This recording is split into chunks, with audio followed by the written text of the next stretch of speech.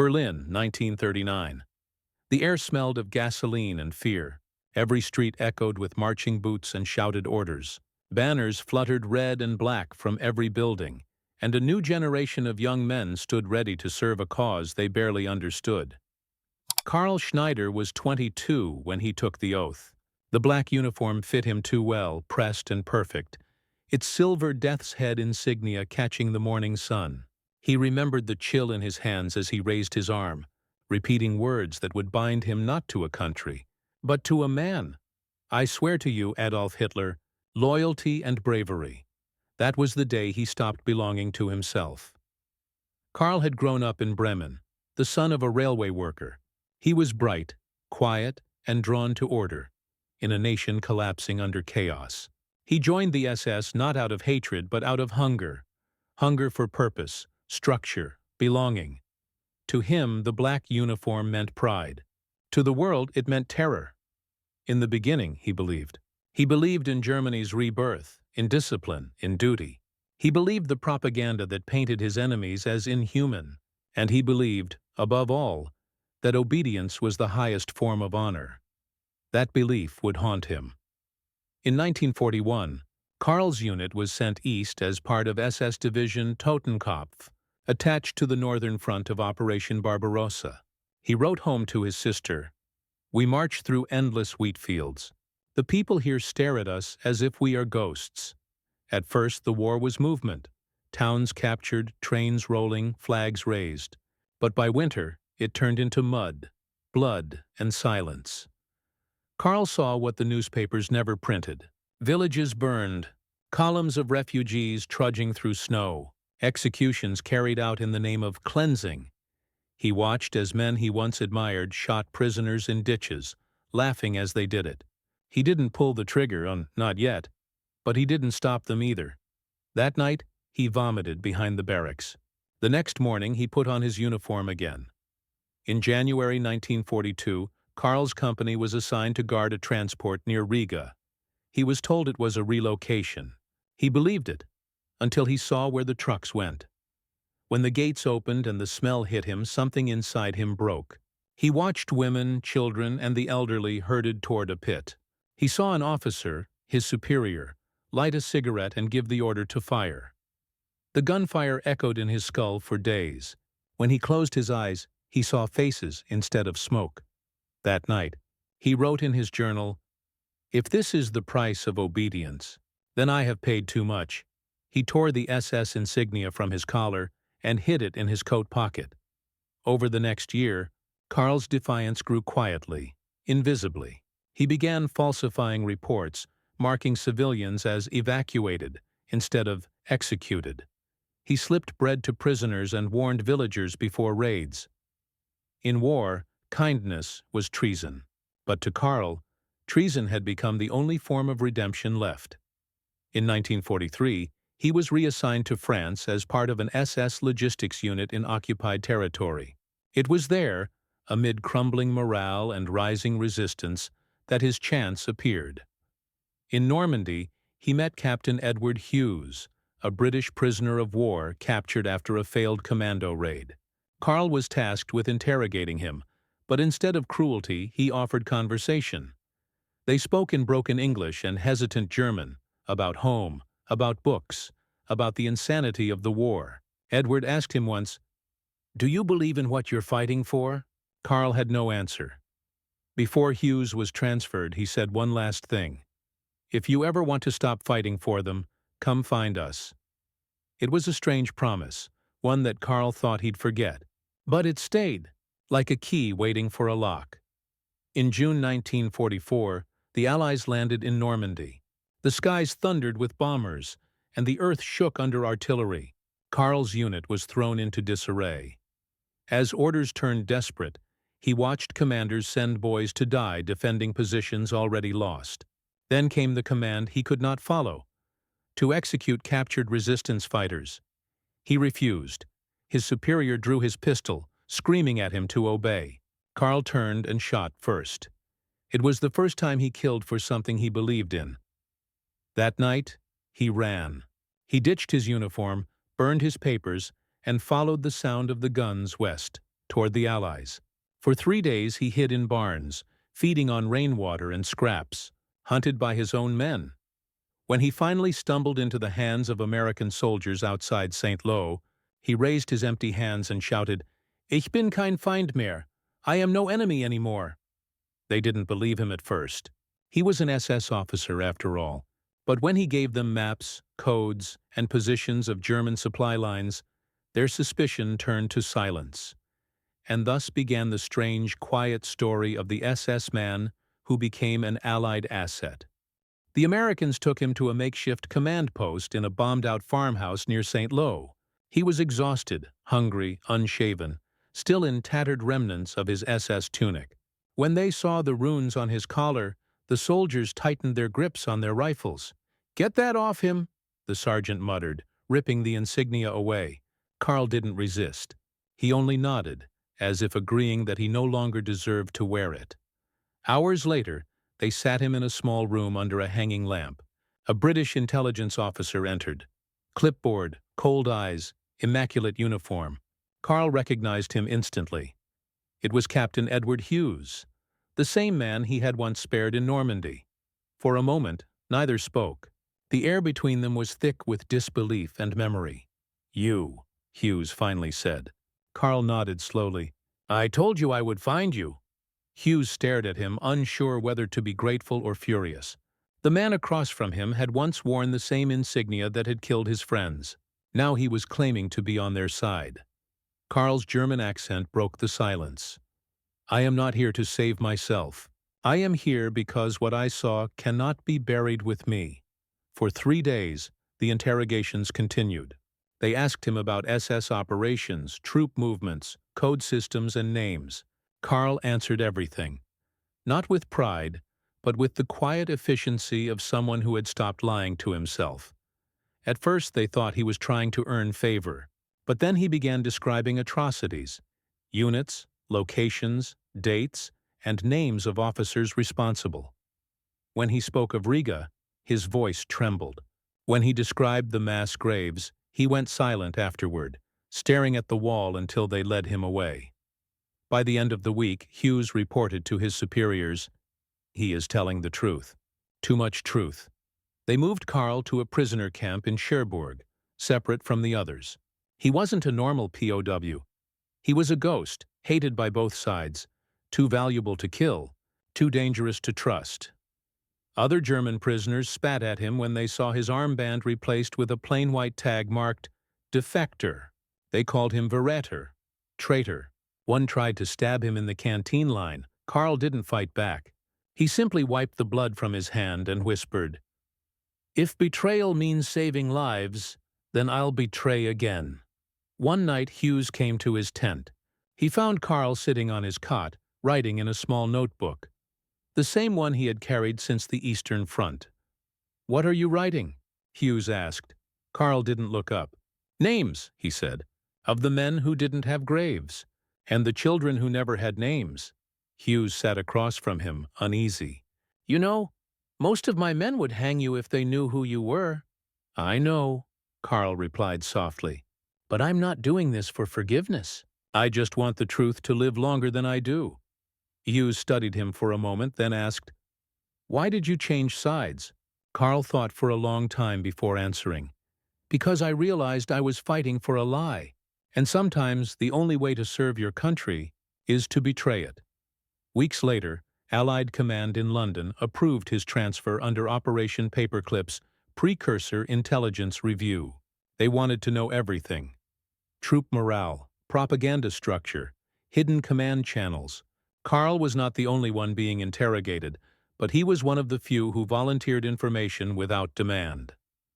To the intelligence officers, he was a potential asset. To himself, he was merely a witness trying to make his testimony count. He told them how SS officers used ideology as anesthesia, how good men became monsters by following orders too long. He described the psychology of obedience, the quiet horror of normalization. One officer noted, "He speaks as if he's dissecting his own soul." After months of interviews, Karl was relocated to England for debriefing. Before departure, Hughes gave him a small box. Inside was his SS insignia, the silver death's head skull. Karl looked at it with revulsion. "Why give me this?" Hughes replied, "Because you'll need to remember what you turned away from." Karl buried it the next morning outside the camp fence, under a single stone. It was the only grave he'd ever made. In London, he was housed in a nondescript brick building under surveillance. He ate in silence, slept lightly, and dreamed of snow and screams. Every few days, an MI5 officer would arrive to record his recollections. Methods of indoctrination, training routines, and the machinery of fear that kept the SS obedient. Karl's insight was disturbing. He explained not just what the SS did, but why they did it. "They taught us to fear weakness," he said. "But compassion is not weakness. It's the last thing they couldn't take from me." In early 1945, Hughes submitted his final assessment to British command. It read, Subject, SS-Untersturmführer Karl Schneider, former Waffen-SS officer, currently cooperating. Intelligence accurate and verifiable. Psychological evaluation. Guilt-driven, deeply remorseful. Recommend continued protection. He is not a spy. He is a man trying to atone. The report was stamped confidential and filed away in a drawer that would not be opened for decades. When Germany surrendered in May 1945, the camps erupted in celebration. Karl sat alone. The war that had defined his life was over. But not for him. He couldn't celebrate what had cost so many innocent lives. In the distance, church bells rang. He whispered, almost to himself, "So this is peace. I hope it knows what to do with itself." A few weeks later, Hughes returned with an offer. The Americans wanted to question Karl next, not as a prisoner, but as a consultant on psychological denazification programs. They believed his understanding of indoctrination could help re-educate German POWs. Karl hesitated. He knew working for the Allies would make him a permanent exile in his own homeland. But then he remembered the pits outside Riga, the faces, the screams, and he said yes. If I can help one man unlearn what I once believed, it will be worth being forgotten. When he boarded the ship to England, the guards didn't shackle him. He wasn't a prisoner anymore, not officially, but he didn't feel free either. He stood on deck, watching the French coast fade into mist. The horizon stretched wide before him, gray and endless. Somewhere beyond it lay redemption. He didn't know if he'd ever reach it, but he knew this. For the first time in years, he was walking toward the truth, not away from it. The ship docked at Portsmouth under gray skies and drizzle. The kind of rain that felt older than the war itself. Karl stood at the rail, clutching his meager belongings, a notebook, a pair of gloves, and a folded letter from Captain Hughes marked, "For when you forget why you came." He had not set foot on non-German soil freely since before the war began. Now he was stepping into a country that viewed him as both prisoner and prize. British intelligence officers met him at the dock. Their eyes said everything. Useful, dangerous, temporary.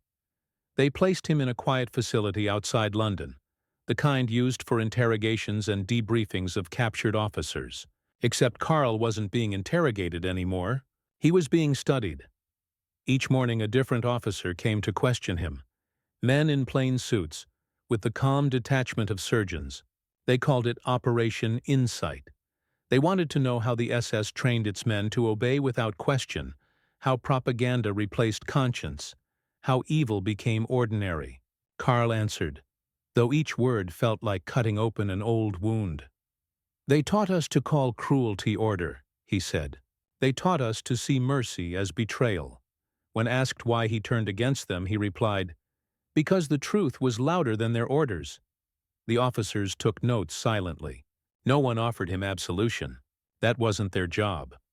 In late 1945, Allied psychologists began a project testing whether German officers could be denazified through education and empathy. They used Karl as a control subject, a man who had already broken away from the ideology voluntarily. He spoke to groups of captured SS men, trying to reach them not with arguments, but with honesty.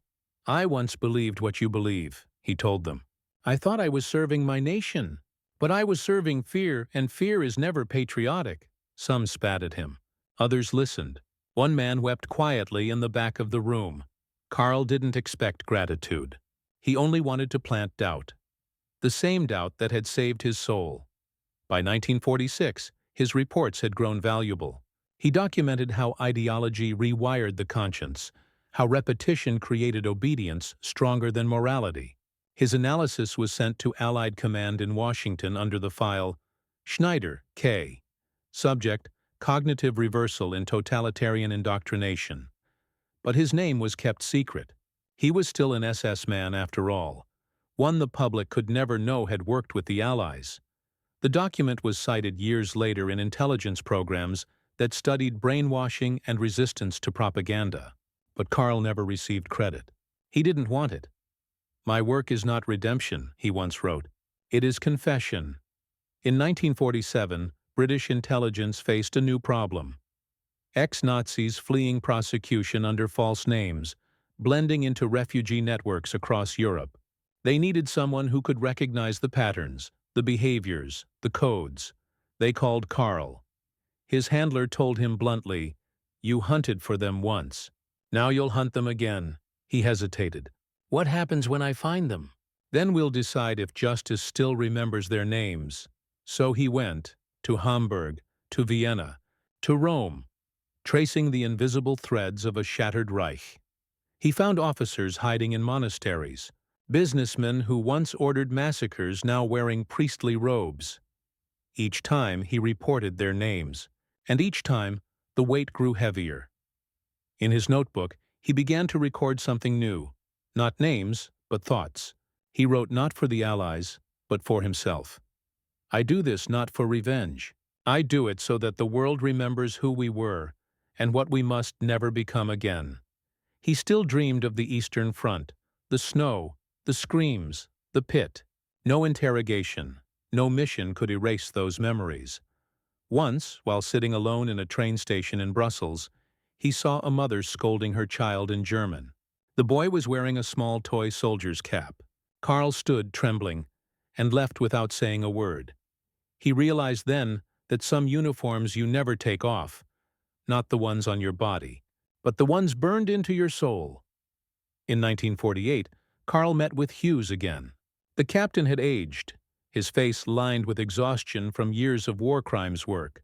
They met in a quiet London cafe where no one would recognize either of them. Hughes said, "The Americans are impressed. They say you've saved more lives now than you ever took." Karl stirred his tea in silence. Finally, he said, "And yet, I still see their faces when I close my eyes." Hughes nodded. "That's the price, Karl. We live long enough to remember what we wish we could forget." Then, in a softer tone, he added, "You may never clear your name, but history will know what you tried to do." Karl smiled faintly. "History only remembers winners, Captain.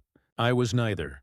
That same year, the U.S. Intelligence Service, soon to become the CIA, made him an offer. They wanted him to assist in identifying former SS officers being recruited by the Soviets. In the new war, the Cold War, his knowledge of the Reich's psychological systems was suddenly valuable again. He refused at first. He didn't want another war, another allegiance. But when they showed him documents about ex-SS scientists being shielded by both East and West, he sighed. "Then nothing was learned," he said.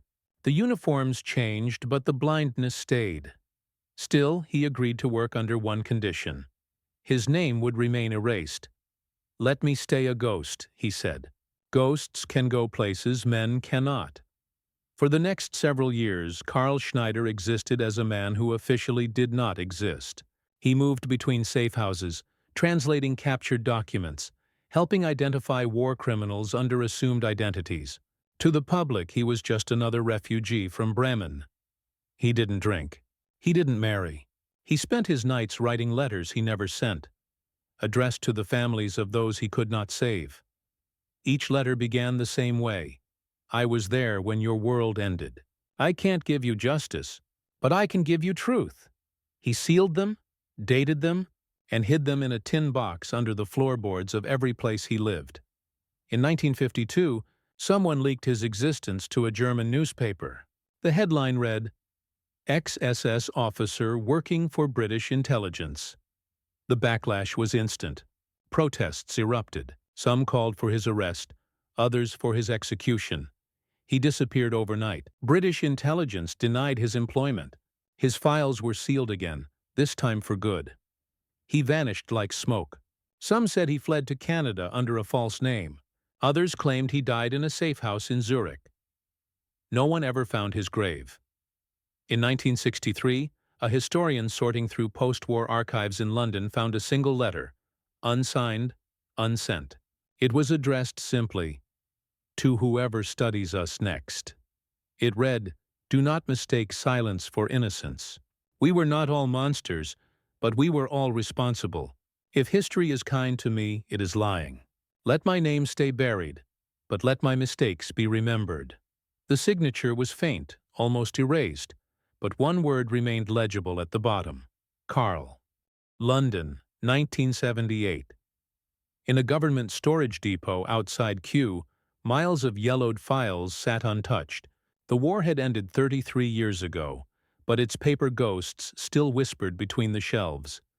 Archivist Dr. Margaret Lane, 32, was cataloging unmarked boxes for declassification.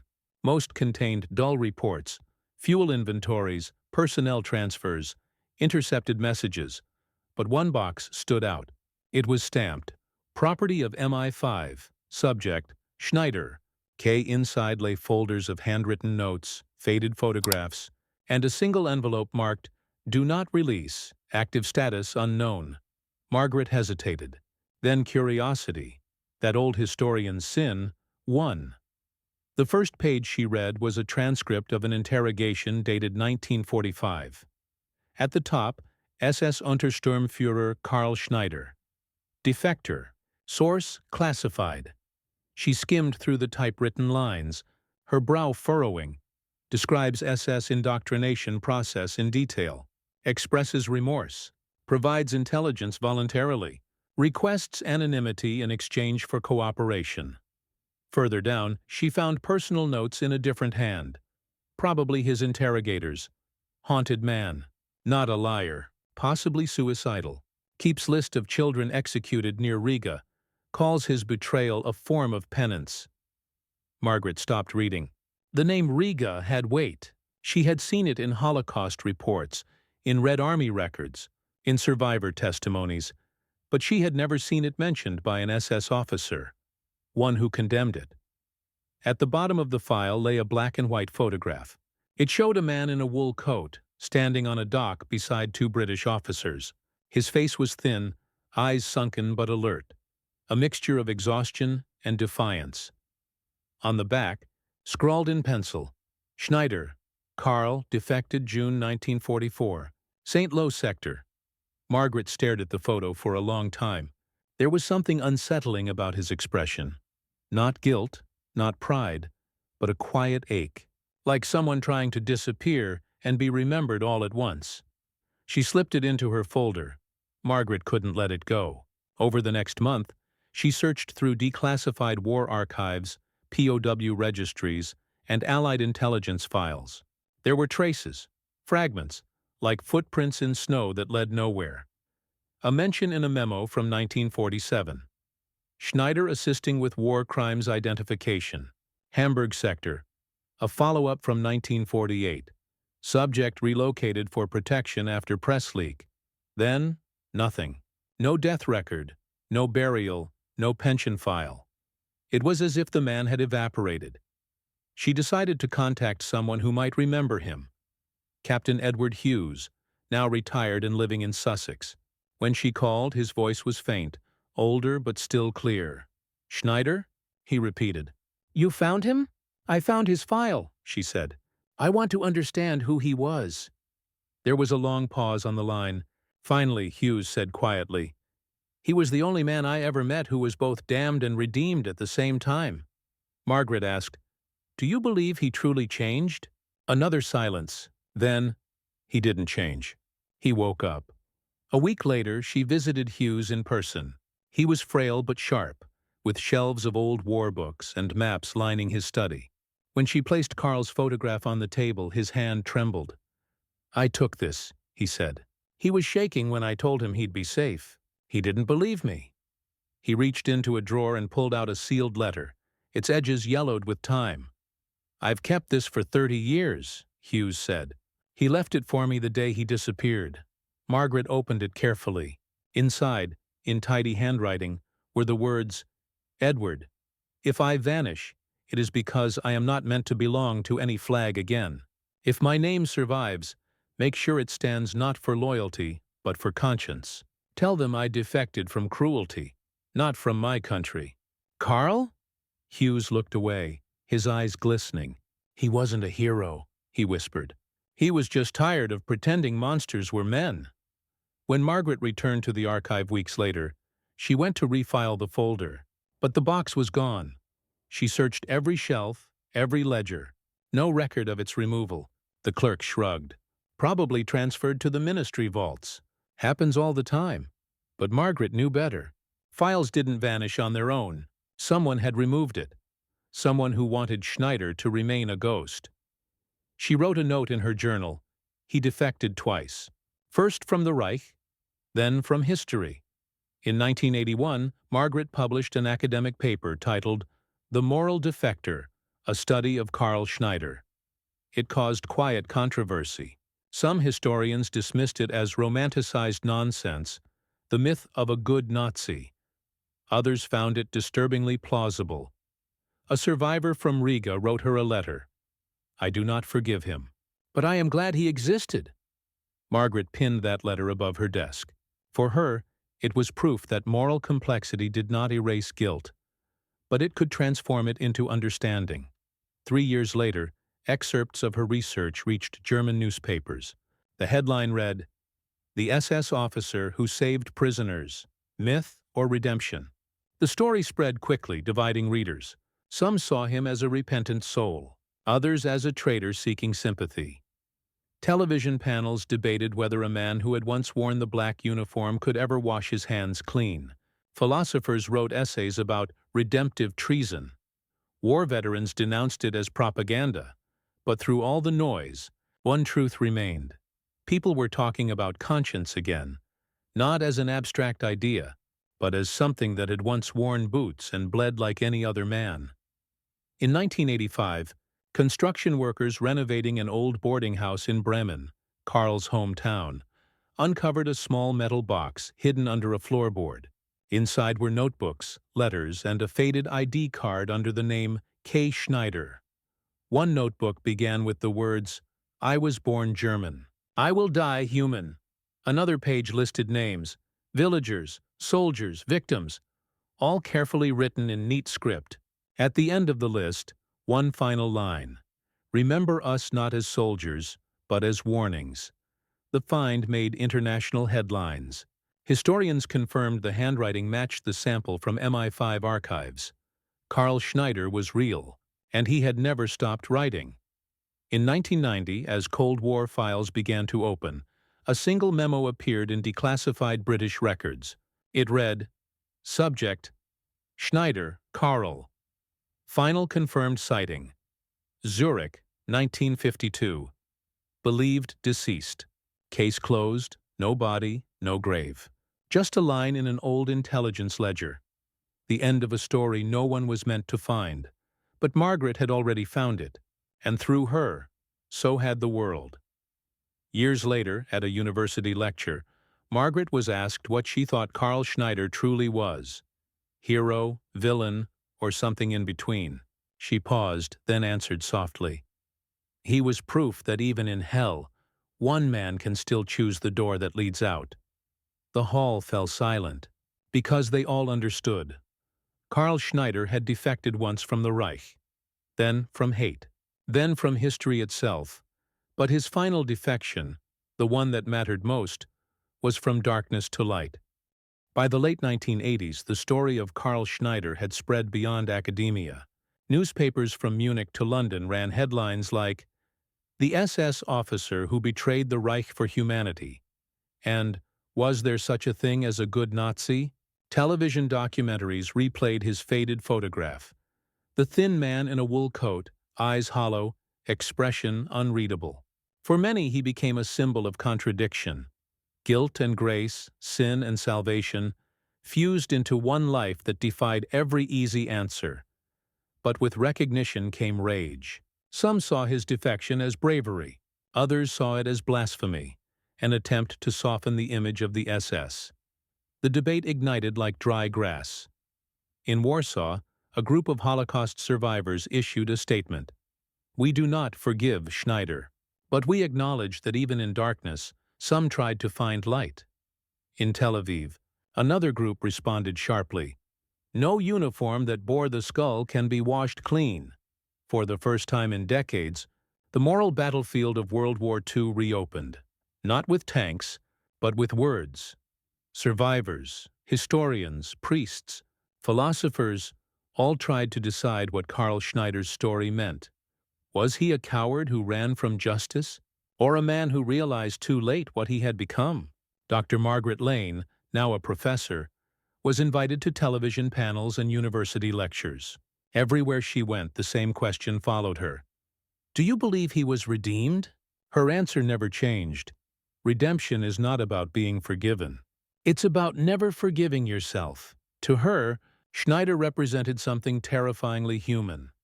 The idea that even the worst could awaken. But awakening never erases what was done. At a conference in Vienna, she said, "If Schneider's story comforts you, you haven't understood it. It should disturb you, because it means the line between good and evil isn't a wall. It's a mirror." Her words made headlines, and for the first time people began quoting Karl's own writings again. The fragments found in the Bremen box. The notebooks were translated, analyzed, published. Historians found within them no self-pity, no justification, only raw observation. One entry read, "The SS taught us to call cruelty duty. When I realized that mercy required treason, I chose treason." Another, "Evil is not loud. It is quiet, disciplined, and polite. It signs its name neatly at the bottom of the page." And finally, the most quoted line of all, "I defected not to save myself, but to remember what being human felt like." Those words appeared in newspapers, documentaries, even on the walls of memorial museums. They became both an epitaph and an accusation. After the discovery of his notebooks, journalists began searching for Schneider's burial place. They combed archives in Zurich, Vatican refugee registries, Red Cross files, nothing. Every lead ended in fog, rumors spread. Some said he died under a false name in Canada. Others claimed British intelligence smuggled him to South America to track war criminals. One unconfirmed report from 1955 mentioned a Mr. Karl S. receiving medical treatment. In Geneva, the man left before paying his bill, leaving behind a single item, a small notebook filled with German script and one English line scrawled at the end. No flag for the conscience. The handwriting matched. But still, no grave. In 1998, a German filmmaker named Stefan Keller released a documentary titled The Man Without a Grave. It used reconstructed letters, Margaret Lane's research, and survivor testimonies. The film juxtaposed his SS service with his later actions, without glorifying either. In one haunting scene, an actor playing Karl read from his notes as archival footage of bombed cities played behind him. "I helped destroy what I later tried to save." The irony is that redemption needs ruins to exist. The film won awards and triggered fury. Neo-Nazi groups called it propaganda. Veterans called it betrayal. But audiences called it truth. In 2001, Margaret, now nearing retirement, donated her personal copy of the Schneider file to the Imperial War Museum. She included one note: "If history forgets this man, it will forget the possibility of conscience itself." Among the artifacts were transcripts of his interviews, the photograph Hughes had taken, and a sealed letter labeled, "For when the world is ready." Inside was Karl's final message. One historians believe he wrote in 1952 before vanishing. "If they remember me, let them remember that I was late to goodness. But I arrived." The letter ended with 3 words: Tell the truth. By 2010, Karl Schneider had become a case study in ethics courses across Europe. Students debated whether one act of courage could outweigh 1,000 acts of complicity. Philosophers quoted him alongside Dietrich Bonhoeffer and Primo Levi. Some called him the reluctant saint, others the unforgiven conscience. In Germany, his name remained taboo in military circles, too complex, too uncomfortable. But in universities, he symbolized something vital, the reminder that the worst people in history were not demons, but men, and therefore could have chosen differently. In 2014, a historian from Bremen named Lucas Faber found an unmarked grave in a small cemetery near Zurich. The caretaker's records listed only Karl S., 1952. No nationality, no relatives, no flowers. The handwriting on the registry matched the ink from Karl's letters. At the foot of the grave, someone had once placed a small, rusted SS insignia, the death's head skull half buried in the dirt. Beside it lay a single white stone, unmarked. Lucas took a photograph. It became the closing image of his article titled, "The Man Without a Grave." In 2022, the city of Bremen quietly placed a plaque near the railway bridge where Karl grew up. It read, Karl Schneider, 1917–1952, SS officer, defector, witness, fugitive. He chose conscience over obedience. May we do the same. No ceremony, no speeches, just the sound of passing trains. The same sound that had once carried him to war. In the end, Karl Schneider left no descendants, no medals, no nation. Only a story that refused to die, because it refused to simplify. Historians still argue over what he was, hero, traitor, or coward. But perhaps that was never the point. Maybe his true legacy was not in being forgiven, but in reminding the world that guilt can be transformed into purpose. That redemption is not clean. It bleeds, it stumbles, it hides. But it exists. At a museum in London, a small display case holds Karl's surviving photograph, his notebooks, and one line engraved beneath, "He defected from hate." Visitors stop, stare, and whisper the same question every time. Would I have done the same? And that, perhaps, is the only answer Karl Schneider ever wanted to leave behind. Bremen, 2025. A history teacher named Jonas Keller prepared his students for a field trip to the city museum. The exhibit that month was titled, "The Moral Defector, Karl Schneider and the Choice to Disobey." For most of the teenagers, the name meant nothing. Another face in black and white, another war story among thousands. But when Jonas stood before Karl's photograph, the same one that Margaret Lane had once studied under a dusty lamp in Kew, he fell, silent. Something in that face was hauntingly modern. Not the uniform, not the insignia, but the eyes. Weary, self-aware, almost pleading, as if looking straight at the viewer and asking, "What would you have done?" That was the power of Karl Schneider's story. It didn't tell you what to believe. It asked if you believed at all. The exhibit's curator, Dr. Nina Vogt, greeted the class. She explained how Schneider's writings had resurfaced decades after the war, found in boxes, attics, and government basements. "We used to think history was written by the victors," she said. "But sometimes it's written by the guilty who couldn't stay silent." She pointed to one display, a glass case holding Karl's original notebook, open to a single page. The handwriting was faint, but legible. Obedience is comfortable. Conscience is cold. Choose the cold, the students whispered among themselves. Jonas watched them, wondering if they could grasp how revolutionary that sentence had been in a time when disobedience meant death. A few weeks later, the museum hosted a group of Bundeswehr cadets, young soldiers preparing to serve in Germany's modern army. Among them was Lieutenant Michael Weber, 23, bright-eyed, idealistic. He stared at the plaque that read, "He defected from hate." After the tour, he approached Dr. Vogt. "Do you think he should be honored?" he asked. "He was still part of the SS." Dr. Vogt paused, choosing her words carefully. "No," he should not be honored. But he should be remembered. Because forgetting him means forgetting that even inside the worst systems, choice still existed.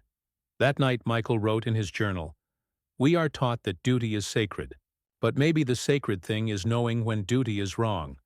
Years later, he would quote that line in a lecture to new recruits. He wouldn't mention Schneider by name, but everyone would know who he meant. Meanwhile, in London, Dr. Margaret Lane, now 79, sat in her office for the last time. Her desk was covered in letters, from students, journalists, even descendants of survivors who had read her book on Schneider. She smiled weakly. Half her life had been spent chasing a man who didn't want to be found. And yet through him she had found herself, and a new definition of what it meant to study history. As she packed her papers, she came across a photocopy of Karl's final letter, the one that ended with, "Tell the truth." She whispered softly, "I did." That night she died peacefully in her sleep. Her funeral was quiet. No cameras, no speeches, just a simple inscription on her headstone. She listened to the ghosts. In 2032, a German documentary series aired an episode titled Defectors of Conscience. The final segment focused on Karl Schneider. Archival footage filled the screen. Snowy fields, barbed wire, shattered cities. A narrator's voice read his words over images of the ruins he once marched through. "They told us we were chosen. We were chosen to see what happens when men stop asking questions." Millions watched. Some cried. Some raged, but all of them remembered. By morning, the quote was trending online under a new tag: "Defect from hate." It spread beyond Germany, to Poland, Israel, the US, and even Japan. Not as a political slogan, but as a quiet statement of resistance. In 2034, a Red Cross nurse working in war-torn Syria wrote to the Bremen Museum. Her name was Dr. Layla Haddad. She said she had seen the documentary and was moved by Schneider's story. Her letter read, "When I treat the wounded, I never ask who they fought for. I just stop the bleeding. Maybe that's my way of defecting from hate."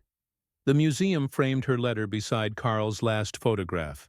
2 different wars, 2 different centuries, one shared truth. At a school in Hamburg, students were asked to write essays on Schneider's legacy. One boy wrote, "He was a murderer who tried to make up for it." Another wrote, "He was a coward who finally grew a heart." But one girl, quiet, thoughtful, wrote something different. "He was proof that monsters can choose to stop being monsters. And that's why his story matters." Her essay won a National History Prize. When asked what inspired her, she said, "Because if someone that lost could still turn around, maybe there's hope for us too." In 2040, a proposal emerged in Bremen to erect a small statue of Karl Schneider. Not to glorify him, but to remind people of moral courage. The city council rejected it. One member said, "You cannot build monuments to the SS, even for the ones who regretted it." Instead, they approved something subtler, a memorial stone placed anonymously at the museum courtyard. It bore no name, only a quote: "He chose conscience over comfort." Every year, on the anniversary of Germany's surrender, someone leaves a white flower on that stone. No one knows who, but it's always there. In 2050, during an archive digitization project in London, technicians uncovered another sealed envelope from the MI5 collection marked Schneider, K. Personal Effects. Inside was a single sheet of paper, unsigned, undated, written in German. "If the truth survives me, let it not make me innocent. Let it make others awake sooner." No one knows when or where he wrote it. But when the museum displayed it beside his photograph, visitors noticed how steady the handwriting was. It didn't belong to a broken man. It belonged to one who had finally made peace with his burden. Time erodes everything. Medals, graves, uniforms, even nations. But somehow Karl Schneider's words endured. They survived censorship, war, politics, and revision, because they carried something history rarely preserves: sincerity. He wasn't trying to be remembered. He was trying to make sure we didn't repeat him. And so decades after his death, his voice still speaks. not from pulpits or podiums, but from quiet corners of history where morality has no flag. Evil begins with obedience, one of his notes said, and ends only when someone dares to say no. That was his real defection. Not from Germany, not from the SS, but from the machinery of blind obedience that turned ordinary men into instruments of horror. The truth survived because it was written not to glorify, but to confess. And in confession, there is always a seed of hope. A century after his birth, historians still argue over Karl Schneider's legacy, but perhaps the truth lies somewhere in between. Not in sainthood, not in condemnation, but in the fragile space where guilt becomes wisdom. Because history doesn't need perfect heroes. It needs warnings that breathe. And Karl Schneider, the SS man who defected to the Allies, remains one of the clearest warnings of all. History never forgets the monsters. It forgets the ones who turned away from being one. By the mid-21st century, Karl Schneider's name had faded from public consciousness again. The world had new wars, new villains, new headlines. But somewhere, between the silence of archives and the hum of digital servers, his words remained. Quiet, waiting. One historian called it the whisper effect, how certain truths vanish from sight but never from influence. Like a seed under snow, they wait for the next generation brave enough to dig them out. In 2084, at the University of Bremen, a young doctoral student named Amira Vogel began researching conscience in totalitarian systems. Her professor handed her a single name, Karl Schneider. She expected another cold Nazi officer's biography. Instead, she found humanity written in ink that refused to die. His journals shocked her. They weren't excuses. They were confessions, the raw thoughts of a man who looked into the mirror of evil and still found a heartbeat looking back. I was part of the machine, one line read, but I decided not to be its cog anymore. She wrote her thesis not as condemnation, but as warning. History's danger is not that monsters exist, it's that ordinary people obey them. When she defended her dissertation, she quoted his most haunting words, "Conscience has no flag." The room was silent. Then her professor, a Holocaust survivor's grandson, whispered, "That's why it matters." A century after the war, history had gone digital. Entire archives were scanned and fed into artificial intelligence systems that could reconstruct events, letters, even missing fragments of thought. In 2099, a German-British research collaboration fed Schneider's writings, intelligence reports, and Margaret Lane's interviews into an algorithm called Echo, designed to simulate lost historical voices through contextual reconstruction. When the simulation ran, the machine produced a voice file, calm, German-accented, reflective, a ghost speaking across time. "I was loyal once," the voice said. "Then I learned that loyalty is only holy when it serves the truth." The audio clip spread online like wildfire. For a brief moment, millions heard the reconstructed voice of a man who had lived and died in silence. Some called it eerie, others sacred. But for many it was the first time they realized that history could still breathe. In 2102, a global education program introduced an ethics curriculum titled The Schneider Principle. It was simple. Obedience is not morality. Conscience is not treason. Students in dozens of countries studied his story, not as a tale of heroism, but of responsibility. Their teachers asked them one question at the end of each lesson. When the world tells you to obey, who will you listen to? The voice above you or the one within? And in that question, Karl's whisper lived again. In 2115, Bremen opened the Museum of Conscience, a memorial not for nations, but for individuals who defied them for the sake of humanity. Among the names carved into its entrance wall was Karl Schneider, 1917–1952. Below it, in small letters, "He defected from obedience." Visitors entered through a long corridor lined with light, one lamp for every known act of mercy during the Second World War. Halfway through, A single voice played through hidden speakers. The same reconstructed recording. History remembers wars. I hope it remembers those who stopped fighting. Visitors left in silence. Some cried. Some smiled faintly. But all of them left changed. A young cadet from the European Peace Corps, Leah Moretti, visited the museum before being deployed on a humanitarian mission.